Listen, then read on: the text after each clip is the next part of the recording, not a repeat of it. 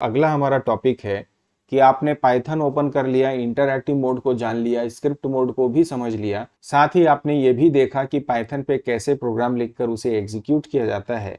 तो सबसे पहली बात अब यह आती है कि पाइथन में कीवर्ड क्या होते हैं, आइडेंटिफायर्स क्या होते हैं। तो देखिए, जब हम पाइथन कीवर्ड्स की बात करते हैं तो बेसिकली कीवर्ड का तात्पर्य है ऐसे वर्ड्स जो पहले से पाइथन की लैंग्वेज में डिफाइंड हैं, सिस्टम डिफाइंड वर्ड्स भी आप इसे कह सकते हैं, जिनका प्रयोग पाइथन के द्वारा या हम अपने प्रोग्राम बनाते समय प्रयोग करते हैं किसी पर्टिकुलर टाइप ऑफ वर्क को करने के लिए। ये एक प्रकार से रिजर्व कीवर्ड्स भी होते हैं, अर्थात यदि आप स्वयं का कुछ आइडेंटिफायर या वेरिएबल या कुछ निर्माण करते हैं अपने प्रोग्राम में, तो उन नामों को जो कीवर्ड्स हैं आप अपने नाम के लिए प्रयोग नहीं कर सकते। तीसरी बात ये कि कीवर्ड जो होते हैं ये केस सेंसिटिव होते हैं, ज़्यादातर ये स्मॉल लेटर्स में ही पाए जाते हैं, लेकिन कहीं कहीं पर फर्स्ट लेटर भी कैपिटल हो सकता है। आप अपनी स्क्रीन पे देख पा रहे होंगे ये बहुत सारे अलग अलग कीवर्ड्स हैं, जैसे कि यहाँ पर आप देखिए ये नन कीवर्ड है, ये फ्रॉम है, विथ है, एल्स है, इन ऑपरेटर होता है, रेज ऑपरेटर, कीवर्ड्स होते हैं। तो ये तमाम डिफरेंट कीवर्ड्स हैं। जैसे जैसे आप पाइथन में कार्य करते चले जाते हैं इन कीवर्ड्स की आपको जानकारी होते चले जाती है। इसके बाद में हम बात करते हैं आइडेंटिफायर्स की। तो आइडेंटिफायर बेसिकली जो आप अपने नाम से निर्माण करते हैं, they are basically user defined. Keyword और आइडेंटिफायर में जो प्रमुख अंतर होता है वो ये कि कीवर्ड जो होते हैं वो सिस्टम डिफाइंड होते हैं, जबकि आइडेंटिफायर यूजर डिफाइंड होते हैं। तो जब आप अपने किसी भी प्रोग्राम में वेरिएबल्स का निर्माण करते हैं, फंक्शन का निर्माण करते हैं, तो उसका जो नाम आप देते हैं वो वास्तव में क्या हो जाता है, एक प्रकार से आइडेंटिफायर हो जाता है। अब जब आप आइडेंटिफायर बनाते हैं तो उसके लिए कुछ उनके नाम से रिलेटेड नियम हैं, उन नियमों को जानना भी आपको परम आवश्यक है। पहली बात तो ये कि जब आप किसी भी वेरिएबल या आइडेंटिफायर का नाम देते हैं उसकी शुरुआत या तो अल्फाबेट से होनी चाहिए या अंडरस्कोर से। अर्थात अगर आपने नाम दिया SAN वेरिएबल का तो ये बिल्कुल सही है, या अंडरस्कोर SAN करेंगे तो भी ये बिल्कुल वाजिब है। लेकिन अगर आप इसके अलावा किसी और नाम से शुरू करें या किसी और कैरेक्टर से शुरू करें जैसे 1SAN, तो ये गलत होता है। दूसरा कि जब आपने नाम की शुरुआत एस या सपोज कैरेक्टर या अंडरस्कोर से की तो उसके बाद में आप किसी भी प्रकार का कॉम्बिनेशन ले सकते हैं, चाहे वो नंबर हो, चाहे अल्फाबेट हो, चाहे अंडरस्कोर हो। लेकिन एक बात का ध्यान रखेंगे कि जब आप किसी भी आइडेंटिफायर का नाम देते हैं तो उनके बीच में कोई भी स्पेस नहीं देना चाहिए, जैसे अकाउंट नंबर। तो ये यहाँ पर फिर से गलत हो जाएगा। अगली बात ये कि जब आप वेरिएबल का नाम देते हैं तो वो मीनिंगफुल होने चाहिए। आपको ये समझ में आना चाहिए कि जो वेरिएबल या फंक्शन आपने बनाया है, जो नाम आपने उसका दिया है, उसका पर्पस क्या है, वो हम किस लिए बना रहे हैं। यदि आप किसी वेरिएबल या फंक्शन का नाम चिंटू लिख देंगे तो Chintu is of course acceptable, but वो रेलेवेंट नहीं होगा, वो सही तरीका नहीं होता है वेरिएबल या फंक्शन को डिफाइन करने का।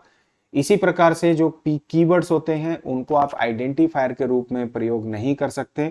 साथ ही साथ जो स्पेशल कैरेक्टर्स हैं इनका भी प्रयोग आप नहीं कर सकते। उदाहरण के तौर पे यदि आप लिखते हैं x@1 तो ये गलत होगा। हाँ, x1 आप कर सकते हैं, 1x आप नहीं कर सकते। x_y आप नाम दे सकते हैं, लेकिन x स्पेस y आप नाम नहीं दे सकते।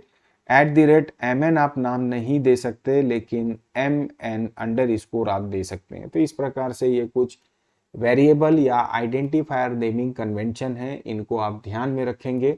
बात आती है वेरिएबल को डिफाइन करने की, तो अभी हमने आपको बता ही दिया नेमिंग कन्वेंशन से।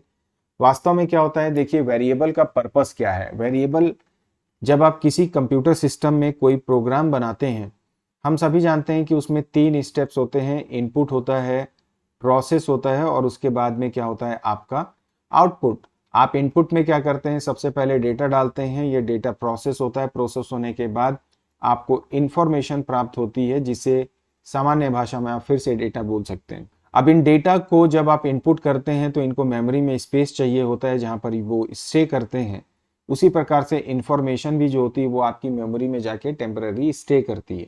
जब आप अपना कोई यूजर डिफाइंड प्रोग्राम बनाते हैं तो उस यूजर डिफाइंड प्रोग्राम में इस प्रकार से डेटा को स्टोर करवाने के लिए हम जो मेमोरी स्पेस एलोकेट करते हैं उन मेमोरी स्पेस को एलोकेट करने के लिए हम किसका प्रयोग करते हैं, वेरिएबल्स का प्रयोग करते हैं। अर्थात यदि आप अपने प्रोग्राम में उदाहरण के तौर पे एडिशन ऑफ 2 नंबर का प्रोग्राम बना रहे हैं, तो मतलब इसमें 2 नंबर आपके इनपुट होंगे और 1 नंबर जो होगा वो आउटपुट में आएगा। इस प्रकार से हमको यहाँ पर टोटल 3 वेरिएबल्स का निर्माण करना पड़ेगा। So that is what the purpose of variable. तो वेरिएबल को बोल सकते हैं कि they occupies memory space which can contain a value, these are basically object. और ये जो वैल्यूज आप स्टोर कर सकते हैं वेरिएबल में, वो किसी भी प्रकार की हो सकती है, न्यूमेरिक हो सकती है, अल्फा न्यूमेरिक हो सकती है, या दोनों का कॉम्बिनेशन भी हो सकती है। दूसरा, जब आप किसी वेरिएबल में वैल्यू स्टोर करते हैं तो उसके लिए असाइनमेंट ऑपरेटर का इस्तेमाल हम करते हैं। इस इक्वल टू को हम असाइनमेंट ऑपरेटर के नाम से जानते हैं। तो ये तो बात हुई हमारे वेरिएबल्स की। वेरिएबल के बाद में बात आती है कि वेरिएबल में जिस प्रकार का डेटा आप स्टोर करते हैं उसका डेटा टाइप क्या होता है। वास्तव में डेटा टाइप की डेफिनेशन क्या है? ये कीवर्ड्स होते हैं जो ये निर्धारित करते हैं कि किसी वेरिएबल में किस प्रकार के डेटा को आप स्टोर कर रहे हैं। पाइथन प्रोग्रामिंग में भी विभिन्न प्रकार के डेटा टाइप्स उपलब्ध होते हैं। आपको लेकिन पाइथन में डेटा टाइप निर्धारित करने की आवश्यकता नहीं पड़ती, क्योंकि पाइथन ये कार्य स्वयं से करता है। जब आप किसी वेरिएबल को लेते हैं और उसमें कोई भी वैल्यू आप डाल देते हैं, जैसे x इक्वल टू 12.4, तो ऑटोमेटिकली इसके टाइप के अकॉर्डिंग पाइथन इसका डेटा टाइप फ्लोट कर देता है।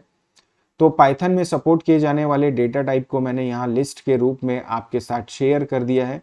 प्रमुख रूप से न्यूमेरिक कैटेगरी है, बुलियन कैटेगरी है, सीक्वेंस कैटेगरी है, मिसिंग वैल्यू और मैपिंग। न्यूमेरिक में इंट, फ्लोट और कॉम्प्लेक्स होते हैं, बुलियन में बूल होता है, सीक्वेंस में स्ट्रिंग, लिस्ट, टपल, मैपिंग में डिक्शनरी और मिसिंग वैल्यू के लिए हम नन डेटा टाइप का इस्तेमाल करते हैं। जैसे जैसे आप प्रैक्टिस करते चले जाएंगे, आगे बढ़ते जाएंगे, हम मुख्य रूप से यहाँ पर सीक्वेंस के डेटा टाइप को डिस्कस करेंगे, जो यहाँ पर आप देख रहे हैं, string, list and tuple and dictionary को। तो ये तो कुछ बातें हुई कि वेरिएबल क्या है और डेटा टाइप क्या होता है। इसके बाद में बात आती है कमेंट्स की। तो कमेंट्स को समझने से पहले मैं थोड़ा सा आपको डेटा टाइप के बारे में बताना चाहूँगा कि यदि आप पाइथन में कोडिंग कर रहे हैं, मैं इसके इंटरएक्टिव मोड पे आ जाता हूँ। सपोज आपने x में डाला 12.5, तो अब आप अगर इसके टाइप को चेक करेंगे तो आप देखेंगे कि पाइथन ऑटोमेटिकली इसको फ्लोट बता रहा है। अब यदि आप x में डाल देते हैं संजय या सैन, इसके पश्चात फिर से यदि आप इसके टाइप को चेक करें तो यहाँ पर ये पुनः आपको इसका डेटा टाइप बदल कर बताएगा स्ट्रिंग। तो जैसे ही आप वैल्यू डालते हैं, उस वैल्यू के प्रकार के अनुसार पाइथन आपको उसका डेटा टाइप रिटर्न करता है। इसका मतलब ये कि आपको डेटा टाइप निर्धारित करने की आवश्यकता नहीं पड़ती है पाइथन प्रोग्रामिंग में। अब हम वापस चलते हैं और 1 मिनट कमेंट को समझते हैं। कमेंट समझने के पश्चात फिर हम प्रोग्राम बनाना देखते हैं। देखिए, कमेंट बेसिकली क्या होते हैं? जब आप कोई इंस्ट्रक्शन लिखते हैं, जैसे यदि आपने लिखा, मैं इसका कलर चेंज कर लेता हूं, मैं इसे वाइट कलर के द्वारा आपको समझाने का प्रयास करता हूं। मैंने लिखा x इक्वल टू इनपुट और इसके ब्रैकेट में जाकर मैंने लिखा एंटर नेम। इसके पश्चात में मैंने यहाँ पर इसे प्रिंट कर दिया x। तो ये जो कोड है या इंस्ट्रक्शन है, ये इफेक्टिव होंगे जब आप इसे रन करेंगे। लेकिन इसके ऊपर आप एक लाइन स्टेटमेंट लिखना चाहते हैं कि ये प्रोग्राम इनपुट और आउटपुट का है और उसका आपके प्रोग्राम के रन करने के दौरान इफेक्ट नहीं होना चाहिए। तो ऐसे में हम कमेंट का प्रयोग करते हैं और कमेंट बनाने के लिए सबसे पहले आप हैश का प्रयोग करते हैं और उसके बाद जो भी आप सेंटेंस या इंफॉर्मेशन देना चाहते हैं, लिखना चाहते हैं, वो लिखते हैं। जैसे मैंने लिखा, this program is for input and output. तो अब ये जो आपने स्टेटमेंट यहाँ पे लिखा है, इसका आपके प्रोग्राम में ड्यूरिंग एग्जीक्यूशन कोई भी इफेक्ट नहीं होता है। सो ये तो बात हुई हमारे कमेंट की। फाइनली अब इतने पूरे फंडामेंटल्स को समझने के बाद अब हम समझते हैं कि आप अपने पाइथन पे वेरिएबल डिक्लेयर करेंगे, उसके बाद उसमें इनपुट कैसे करते हैं और आउटपुट कैसे करते हैं। तो देखिए, यदि आपको इनपुट करना है अपने पाइथन में, तो इसके लिए हम इनपुट फंक्शन का इस्तेमाल करते हैं। अगर आप आउटपुट लेना चाहते हैं तो उसके लिए हम प्रिंट कमांड का इस्तेमाल करते हैं या मेथड का इस्तेमाल करते हैं। एक उदाहरण से हम समझते हैं। जैसे आपने वेरिएबल लिया x, अभी थोड़ी देर पहले भी मैंने आपको बताया मैंने यहाँ पे लिखा इनपुट एंटर ए नंबर। इसका तात्पर्य ये है कि इसके द्वारा जो भी यहाँ पर नंबर की जगह आप इसे नेम कर लें। क्यों मैं नंबर नहीं बोल रहा हूँ वो बताता हूँ आपको। इसके पश्चात जब ये नाम आप इनपुट करेंगे ये एक्स में स्टोर होगा। आपने एक्स में जो भी वैल्यू स्टोर की उसे प्रिंट करने के लिए आप इस तरह से प्रिंट को लिख सकते हैं। ये तो एक बेसिक सी बात हुई। यदि आप नंबर स्टोर करना चाहते हैं तो जब आप इनपुट मेथड का प्रयोग करते हैं और आपने सपोज यहाँ पे लिखा एंटर ए नंबर, तो वास्तव में ये इनपुट जो भी वैल्यू लेता है उसका नेचर जो होता है वो स्ट्रिंग होता है या एसटीआर होता है। अर्थात एक्स में आपने 12 तो डाला लेकिन वो 12 का नेचर क्या हो जाएगा, स्ट्रिंग हो जाएगा। इसलिए जब भी आप कोई नंबर इनपुट करते हैं तो उसे कन्वर्ट करना पड़ता है इंटीजर में। इसके लिए हम टाइप कास्टिंग मेथड इंट का प्रयोग करते हैं। तो सीधा सीधा कहने का तात्पर्य यह है कि जब आप कोई नंबर इनपुट करें तो आप उसके लिए इंट मेथड का प्रयोग करें, उसके अंदर इनपुट का प्रयोग करें। इसके पश्चात जैसे यदि आप लिखते हैं, सपोज आपने लिखा z equal to x into x, तो ये x का यहाँ पर स्क्वायर हो जाएगा और उसके पश्चात यदि आप चाहें तो प्रिंट लिख सकते हैं, z डायरेक्ट कर सकते हैं। तो ये तो बात हुई इनपुट करने की। अब जब आप प्रिंट लिखते हैं तो आप केवल वेरिएबल दे सकते हैं या आप इसके साथ कोई इंफॉर्मेशन डालना चाहते हैं जैसे टोटल इक्वल टू, तो आप उसे इन्वर्टेड कॉमा में प्लेस करके फिर इस प्रकार से भी प्रिंट का प्रयोग कर सकते हैं। तो ये एक बेसिक फंडामेंटल आइडिया हुआ कैसे हम पाइथन में इनपुट और आउटपुट करके कार्य कर सकते हैं। आइए अब इससे संबंधित एक दो प्रोग्राम बनाते हैं और उसे रन करके देखते हैं। मैं वापस से अपने स्क्रिप्ट मोड पे आ चुका हूं। यहाँ पर मैं सबसे पहले x इक्वल टू करता हूँ, सामान्य से कार्य करते हैं। इनपुट मैं बिना इंट के इसका प्रयोग करता हूँ। मैंने डाला एंटर ए नंबर। इसके पश्चात में एक वेरिएबल z लेता हूँ जहाँ पर मैं कर देता हूँ x इंटू एक्स, या आप इसे x प्लस एक्स कर दें। एंड इसके बाद में यदि आप प्रिंट करेंगे z को, तब आप देखिए क्या इसका उत्तर आता है। मैं इसे रन करता हूँ, ओके करूंगा, तो आप देखिए ये आपसे बोल रहा है एंटर ए नंबर। मैंने डाला 12। तो देखिए यहाँ पर ये 1212 को इसने कॉन्कैटिनेट कर दिया। उसका कारण ये था कि हमने एक्चुअली यहाँ पर इसे इंट में कन्वर्ट नहीं किया। तो अगर आप इसे इंट करके फिर इनपुट करवाएंगे तब अगर आप इसे रन करेंगे और आप देखेंगे इस बार जब ये नंबर आप इनपुट करेंगे तो ये आपको 12 + 12 24 रिटर्न करता है। तो ये एक बेसिक तरीका हुआ कैसे हम इनपुट और आउटपुट कर रहे हैं।